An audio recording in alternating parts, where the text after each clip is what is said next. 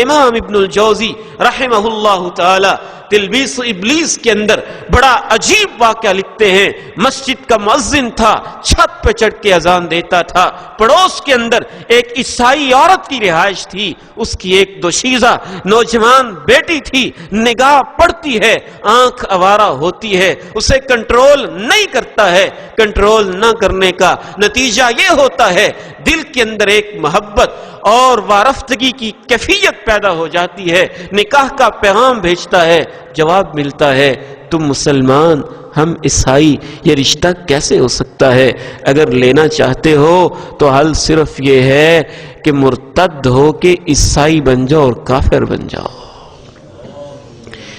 امام ابن الجوزی لکھتے ہیں کہ پھر وہ کافر ہو جاتا ہے، اور کافر ہو جانے کے بعد ایک دن اپنے گھر کی چھت پہ چڑھتا ہے، اسی آوارگی اور اسی تشنگی کو اور اسی گندی لذت کو پورا کرنے کے لیے یوں اللہ رب العزت کا غضب اس کے اوپر نازل ہوتا ہے، چھت سے نیچے گرتا ہے، مرتد ہو کے کفر کی حالت میں مر جاتا ہے۔